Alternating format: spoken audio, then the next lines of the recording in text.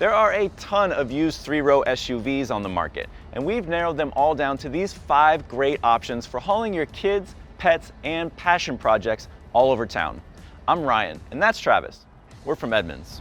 At Edmunds, we test and review hundreds of cars and SUVs each year, while CarMax buys, sells, and expertly appraises thousands.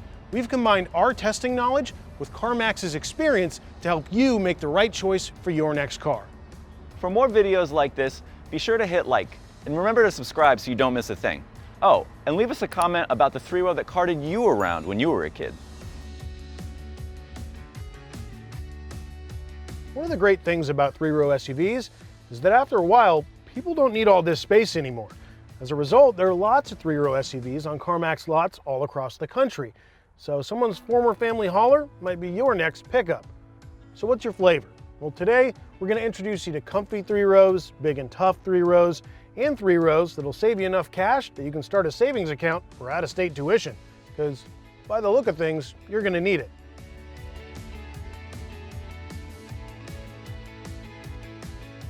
If for some reason the Honda Pilot just doesn't seem like your cup of tea, we recommend you take a close look at one anyway. This is just a very good all-around crossover, and Honda did all of the Honda E things here. The Pilot is great to drive, it has a smooth ride, and there's lots of space for your stuff.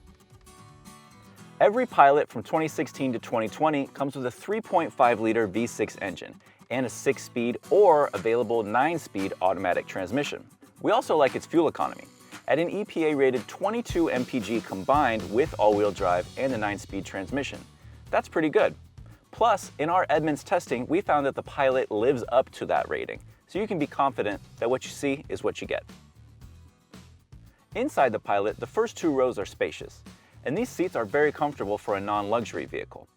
Like many three-row SUVs, the back is just not designed for adults. Kiddos only.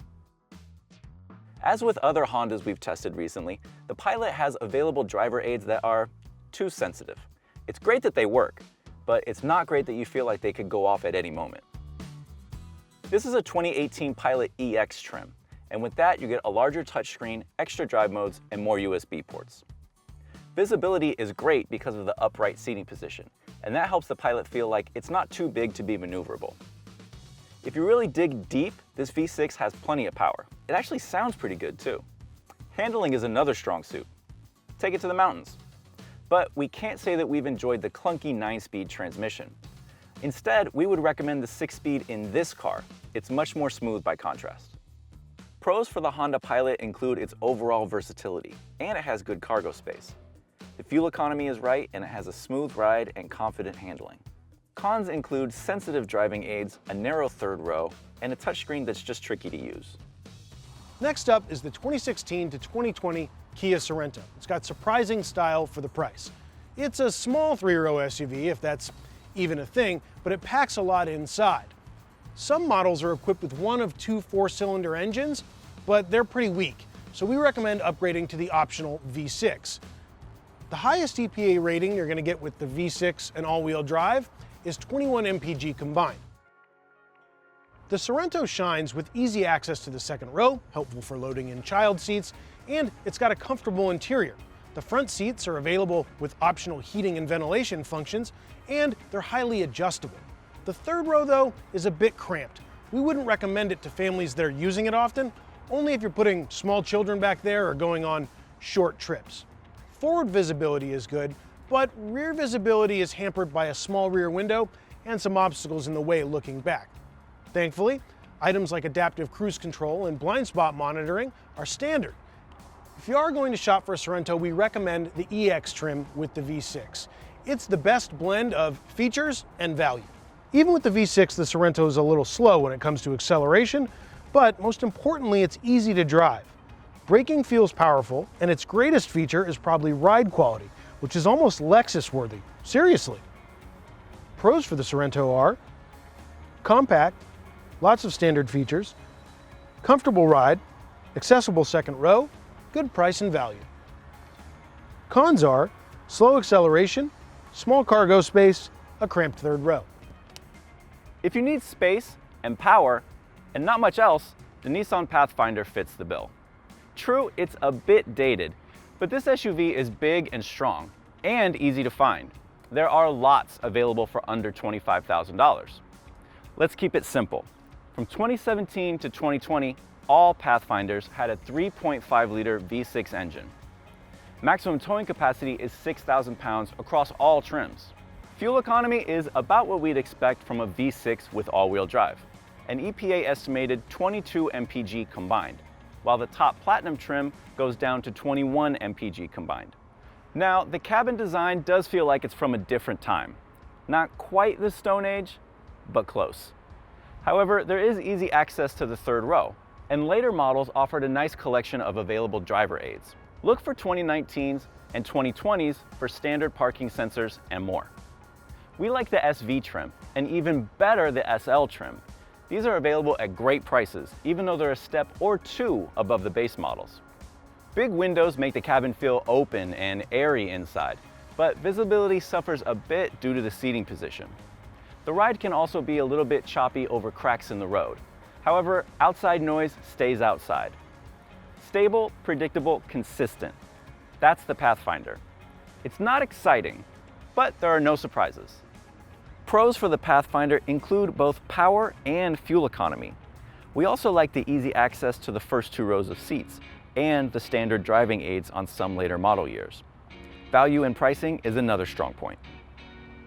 Cons include a lack of cargo space and third row space. It also has a firm ride and a dated interior. We can't finish the list without mentioning the hottest newcomer to the scene, the Kia Telluride.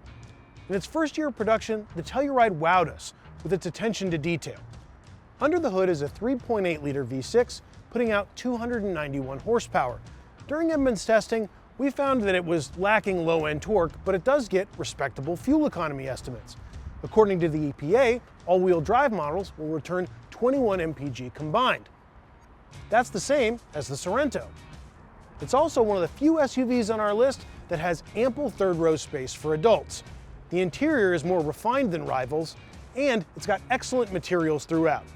Standard features are impressive too, like lane keep assist, blind spot monitoring, and adaptive cruise control. For what it's worth, all-wheel drive is available across the lineup for added capability. Thanks to huge windows, visibility is excellent, and standard parking sensors are a big plus. The Telluride also sets new standards for levels of comfort in the class, with a quiet ride and comfortable seats. For more information on the Telluride though, click the link below for our full video review. Pros for the Telluride: plush seats, a roomy interior, standard features, distinctive styling, and lots of value. Cons for the Telluride: limited small item storage, only 5,000 pounds of max towing capability, limited availability due to a recent introduction.